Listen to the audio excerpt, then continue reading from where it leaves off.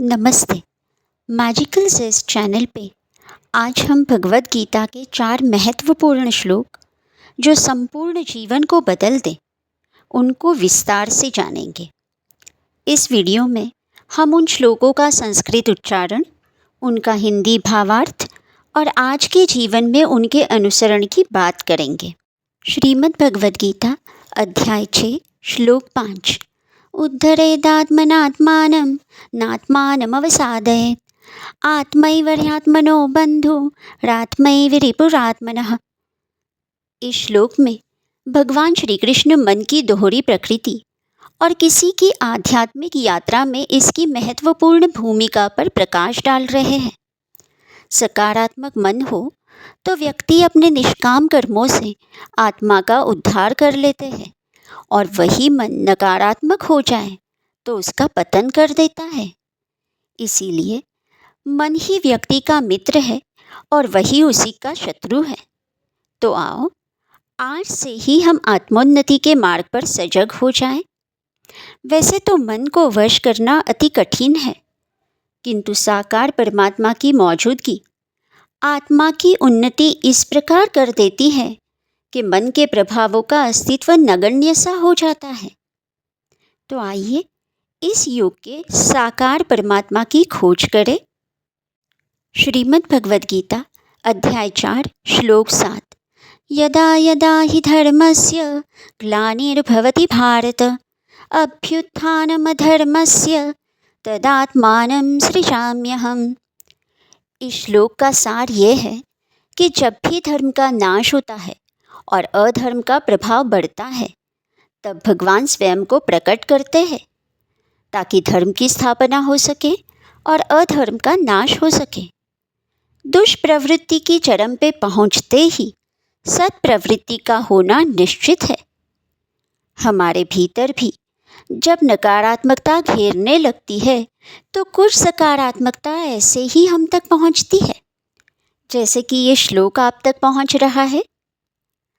अनंत जन्मों की साधना से साकार परमात्मा की शरण जीव को प्राप्त होती है और धरती के उन तरसे जीवों के भीतर आत्मधर्म की स्थापना करते हुए वे उनके दुष्प्रवृत्ति को सहज मिटा देते हैं और आत्मोन्नति के साथ उन जीवों को मोक्ष और मुक्ति की ओर ले चलते हैं। तो चलिए इस युग के साकार परमात्मा की खोज शुरू करें।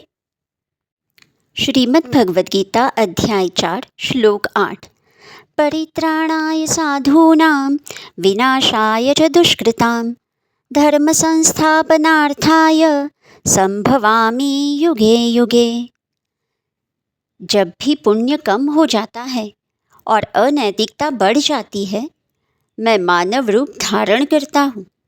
सज्जनों के उद्धार, भक्तों की रक्षा और बुराई करने वाले दुष्टों का विनाश करने हेतु तथा आध्यात्मिकता और यथार्थ धर्म की स्थापना के लिए मैं हर युग में आता हूँ। भगवान श्री कृष्ण इस श्लोक में यही बताना चाहते हैं। तो बस सच्ची आस्था और संपूर्ण विश्वास के साथ जीवन व्यापन करते रहिए। साकार परमात्मा अनंत जन्मों की साधना में रत आत्माओं के उद्धार के लिए हर युग में आती है।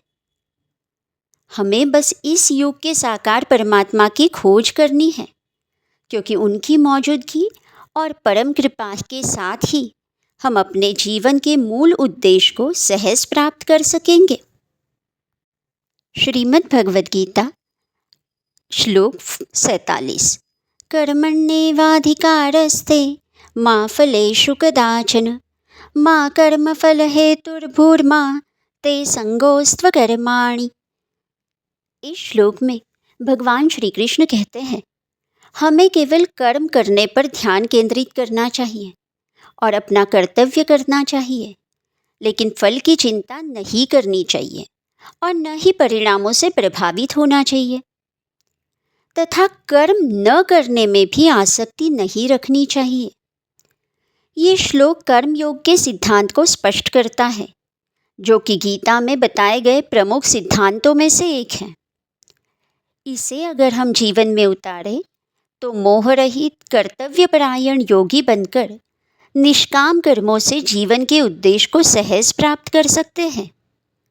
किंतु इस शब्द रूपी ज्ञान को जीवन में उतारना केवल साकार परमात्मा की अपरंपार कृपा से ही संभव है, वरना परिणामों की चिंता और कर्ता भाव और अहंकार से हर मानव ग्रसित है।